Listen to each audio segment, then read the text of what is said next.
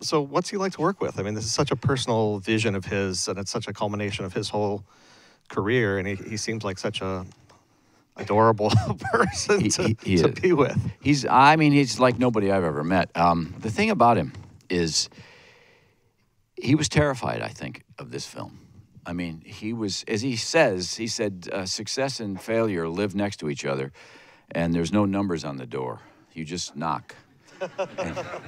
and that's, I think he put a lot of his heart in this movie. And he's an amazing guy. He's funny, he's smart, he knows everything about film. There's nothing haphazard in this movie. There's nothing that he hadn't thought about for years. And he was just this dude, this great guy to work with, you know. Hilarious and grateful is another word I think of when I think of Guillermo. Grateful that people appreciate when he does something that he loves. I mean, he's so grateful for this movie, and so happy with the reception it's gotten. So. And I read you said walking onto the set of this movie felt like what you always imagined a movie set would be like. I mean, it's not using a lot of special effects. It's all kind of there. Yeah. You know, what you're dealing with kind of in a very old-fashioned, old Hollywood kind of way. I've said it. When I walked onto my set, my apartment in Sally's, I called my wife, and I said, you have to see this. Everything in this is authentic, and nothing is real. It is the most beautifully conceptualized piece of scenery that I've ever seen in a movie. And I thought about the classics of the 40s, you know. It gave me, the way he shot it, he didn't use any handheld cameras. It was all on dollies or cranes. The camera was moving constantly. You expect him to have a big bullhorn, you know. It's like, you know, cut. But it was really amazing. And, you know, you think Spencer Tracy's going to come around the corner. But it's the closest I'll ever get to something like that, so, yeah. And working with Sally, she obviously doesn't really have lines to speak. What kind of challenge is that for you as an actor to be sharing so many scenes with someone where you get all the dialogue? Well, we're actors, right? Come on. You mean I get her lines too? Okay.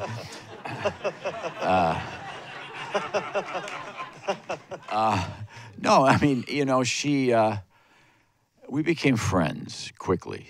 And I think that's the most important thing about this relationship. They just have to be comfortable with each other. Because, you know, they don't tell you how I learned sign language, but you infer that they've been friends for a very long time.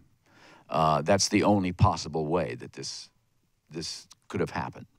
So we spent about 3 weeks together, hanging out.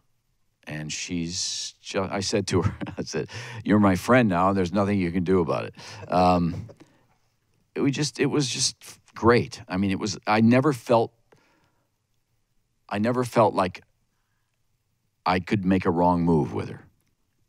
I felt totally at home with her. And I think she felt with me, I hope. I mean, we had a wonderful relationship. And the one scene where she's telling me why she has to free this creature, we rehearsed it forever. We rehearsed it day and night, because she wanted to practice sign, and I wanted to understand what she was saying, so I didn't get ahead of her or behind her.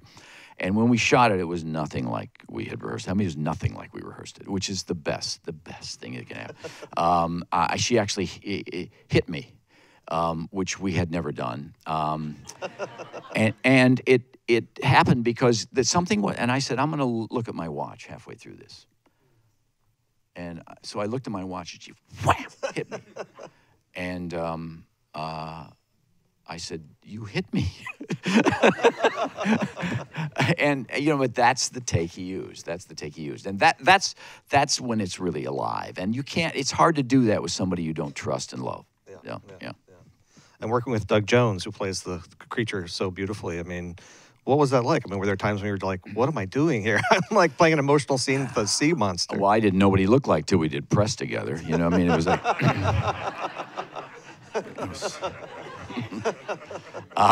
No, Doug is... I mean, look, Guillermo, we were just sitting there one day, and they were working on Doug with his gills going out. He was just like this, you know. For the longest time, and Guillermo said, he's the nicest man I've ever met. And you have to be to do that. Yeah. I mean, in 3 hours to get ready. He said it was only 3 hours. Only 3 hours. And very patient, really sweet, just a wonderful guy. The first scene we did together was like I was drawing him in the bathtub and talking to him. And right before we started shooting, I'm sitting, and he was kind of like that in this rubber outfit. And I thought to myself, this movie doesn't have a chance. I mean, look at this guy.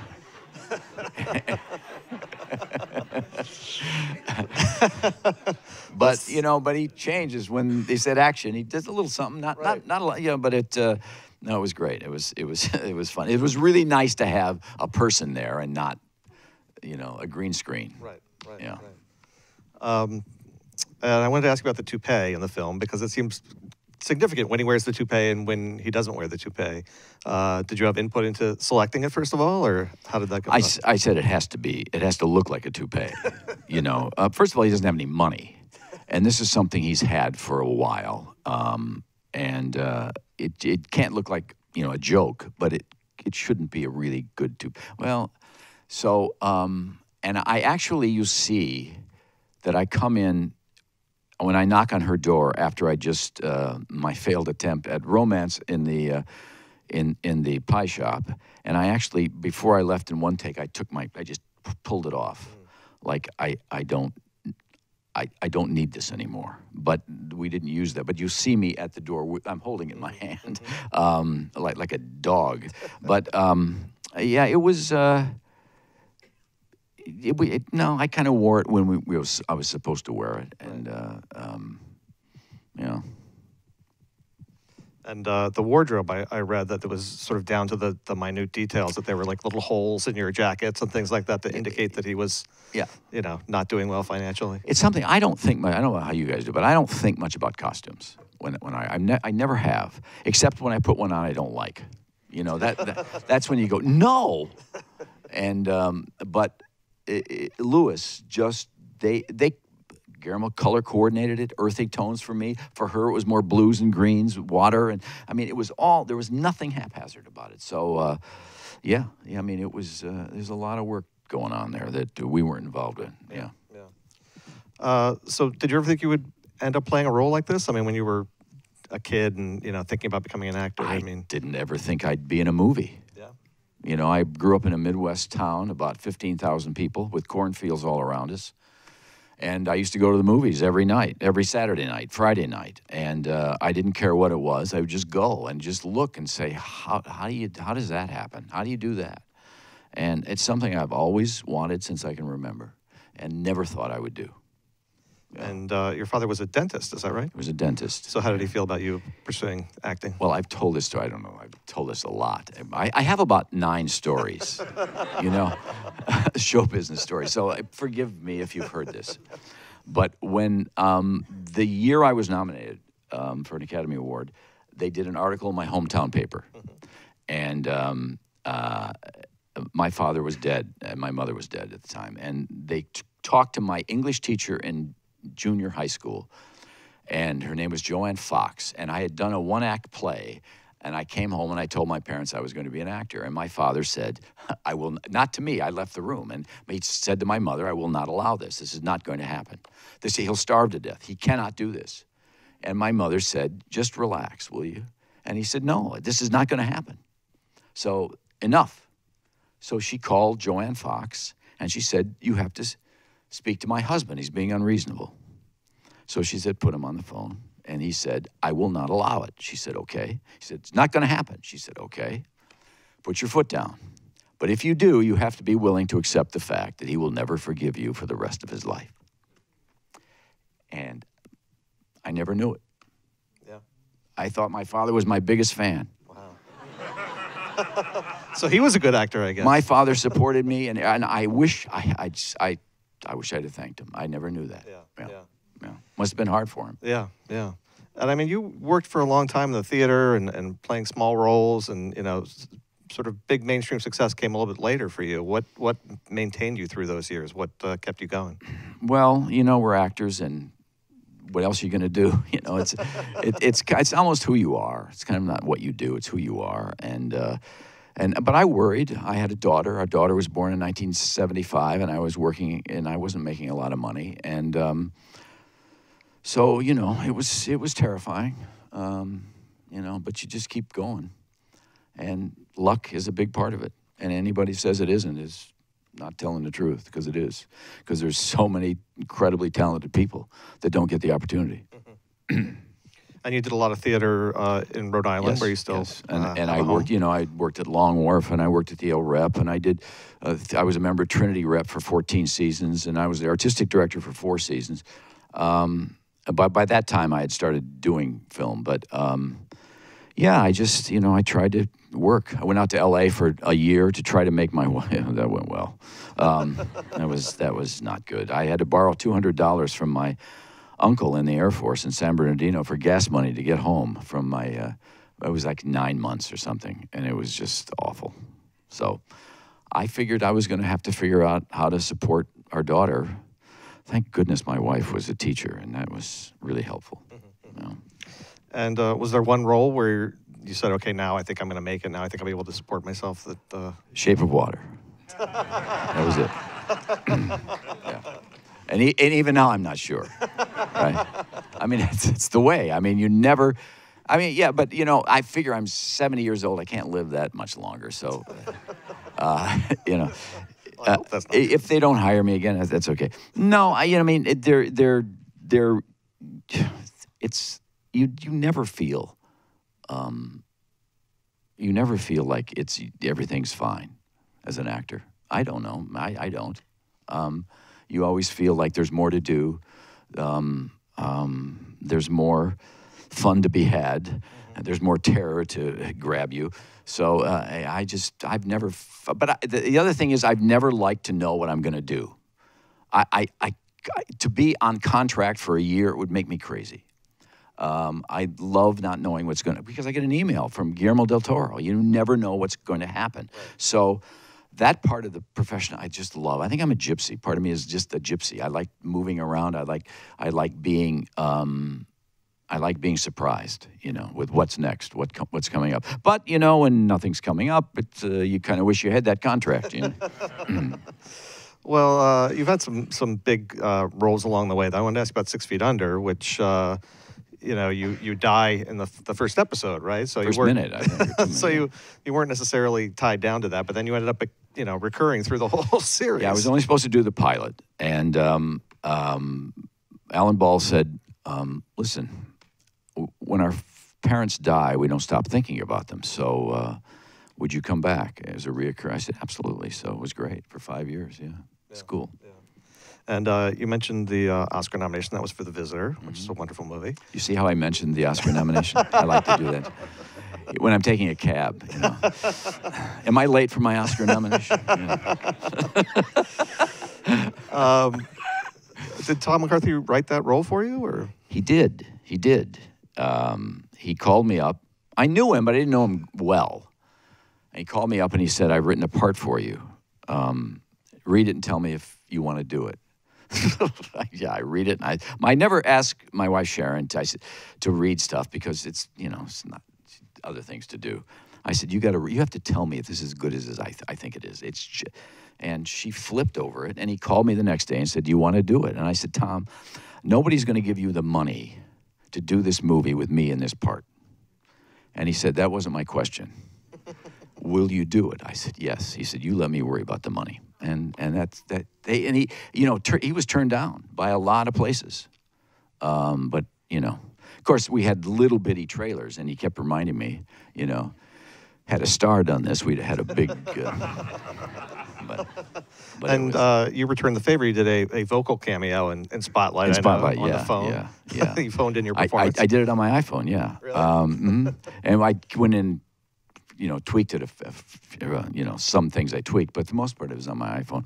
Yeah, Tom is, the guy's, again, luck. You run into these people. You cross paths with them, and look at, incredible talent this guy is, yeah. And that won Best Picture as well. And you may be in another Best Picture winner this year. We'll see, contender at least.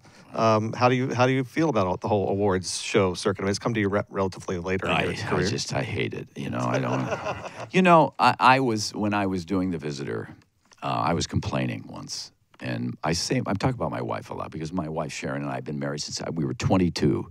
We met in college. Yeah, she's, and she knows me. I mean, but she said, look, if you're going to do this, don't complain about it. She said, how many people never get a chance? And you're bitching about something. If you're going to bitch, don't do it. But enjoy it. And I have since then. I think it's humbling. It is, it's humbling. And so to act like it isn't and it's foolish because it is. It's amazing. Yeah. We had another good awards season run with Olive Kitteridge a few years ago with Frances McDormand, who's also another up there again this year. Another phone call. Yeah. Richard, I want you to play Henry. Well, if Fran asked you something, you just go, yeah, okay. If she said, Richard, I want you to sweep up, okay, I will. I'll do that. Because that's Fran. I mean, but you know, it was this script that was. I don't think we changed from the time I read it to the time we shot it till I don't think 3 words were changed in that script. It was that ready. Jane Anderson wrote this incredible story, and Lisa Cholodenko directed it. It was Fran's baby. I mean, she produced it. She bought the rights to the book. She hired Jane. They spent 2 years writing, and then she cast it, and it was her baby. She picked the plates we ate, the food we ate. She said, come on, Richard, let's go pick out our props. I said, you're going to pick out mine anyway, so why don't you just go and I mean, this was her baby. Yeah. And you had worked with her on a couple of Coen Brothers films, right? Yes, I had done 2 or 3 Coen Brothers movies with her, and I did a movie called North Country with her, with Charlize Theron, yeah. So I knew her really well, really liked her. We'd gone out to eat a few times, and but, you know, just, again, it was a phone call. Yeah. Since this is for the SAG-AFTRA Foundation, I wanted to ask, do you remember what role got you your SAG card? I think it was the Brothers to Dragons, I was going to say, but no, it was, there was a thing called Theater in America years ago. I think probably not many of you saw that or know. I don't know, maybe they still do it, on PBS. And it was we had done a play about Oscar Wilde called Feasting with Panthers. And we filmed it for that. And they asked us if anybody wanted to join SAG. I think it was like $500 at the time. And nobody did. But I knew that it was so hard to get in this union that I said, yeah, I'll join. I didn't have $500, but that's how I joined. Yeah. And you've played so many different roles. I mean, what do you get recognized for the most? I know Stepbrothers has a huge cult following out there. Does anything compare to that? A person came up to me, she was probably 75 the other day, and she said, oh, I just love you in Stepbrothers. I said, you're not really the age group that I think of. That's Stepbrothers is big. It depends. I mean, it depends. The Visitor. Yeah. It just, you never know. So sometimes it's odd. Friends with Benefits. It's like, okay. Yeah. And I mean, having worked for so hard and so long before you really kind of hit it big, so to speak, in the business, how do you think that affected you? I mean, how do you think it would have been if you had, been a huge star right out of the gate? Well, you're going to get your butt kicked in this profession. You are. It just happens. And it's better to get it over with, I think, because I don't think I did my first movie till I was 36 or something, maybe a little younger than that, but not much. And I didn't think of it at the time, but I look back now, and I work with a lot of very young actors in film. I played a lot of dads, and it's tough. It's really hard for a kid to understand what this is. And even for a 20-year-old, it's hard, or 22-year-old. So I think it's not a bad thing. You feel incredibly lucky. You have perspective. You know that this is not something it is not to be taken for granted. So I think that's what, sweating all those years did for me. Mm-hmm. Yeah. And living a lot of the time outside Hollywood in Rhode Island, how do you think that's affected you in terms of your outlook on your career and life? Well, you think they've forgotten about you. because you're in Rhode Island and the phone isn't ringing. You're going, oh God. But it was, our kids were there. They were born in Providence. My manager at the time, Bill Tresh, he's still my manager, said, I said, I don't live in New York. He said, I don't care where you live, but you have to come to New York when I call you. So I would take the train in. This is 1980s, sometimes 5 times a week to come in. And it was like 4.5 hours one way to say at an audition, freeze, and thank you. Okay. They got a 5-hour train ride back home. God. I was grateful that I got somebody who was interested in bringing me in. I mean, it was like I couldn't get an agent. It was not to be, so. Is there a piece of advice that you've gotten from another actor that you can share with the actors in this room? The first piece of advice I got was, when you're on set, sit down as much as you can. I said I was expecting something a little more substantial, but it's not a bad piece of advice.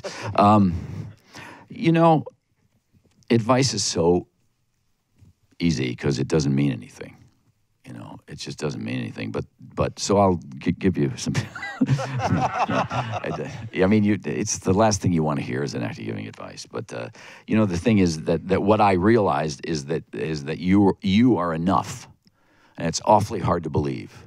It's hard to believe that you have anything. For me, it was that I had anything to offer, and until I did, you were going nowhere.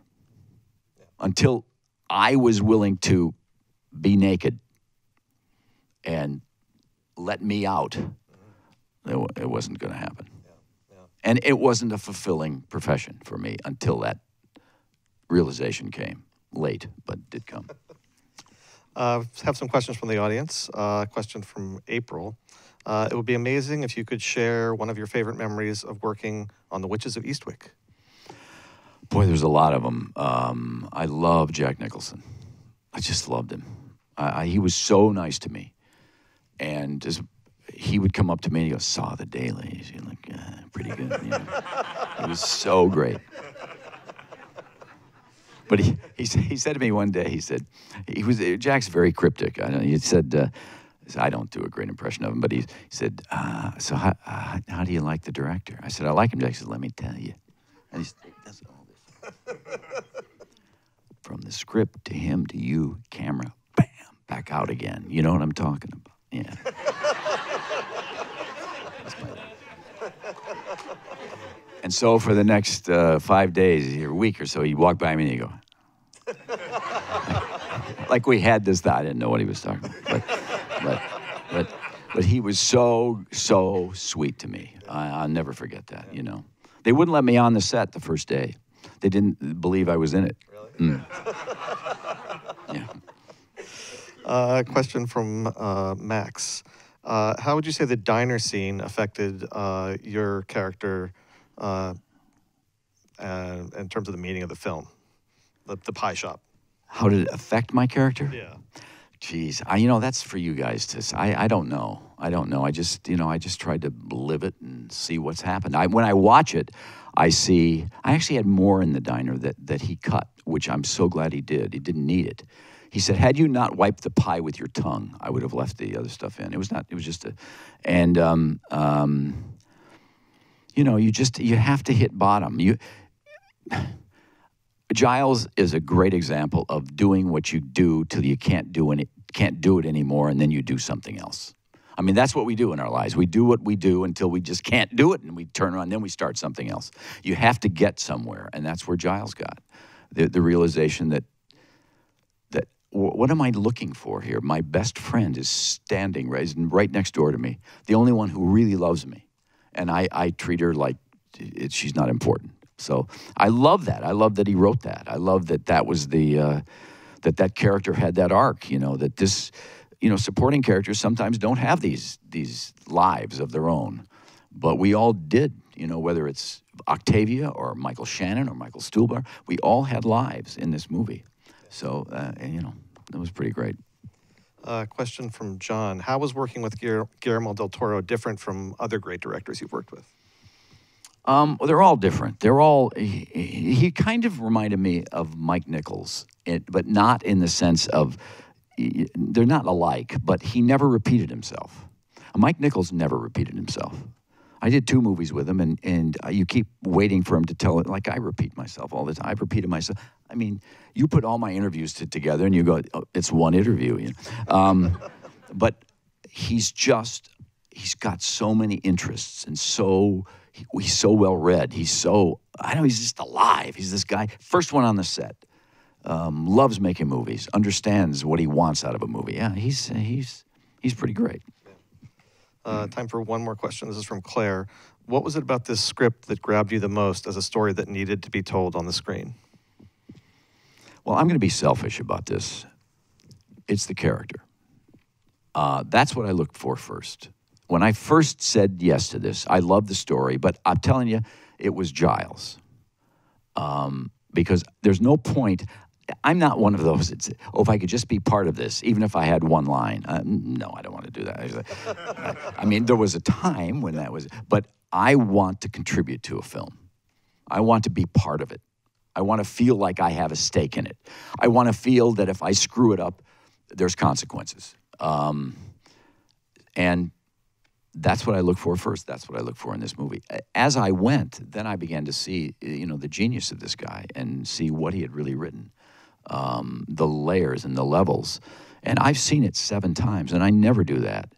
But I could see it again. I mean, for me, it's the skill level of this guy is just extraordinary.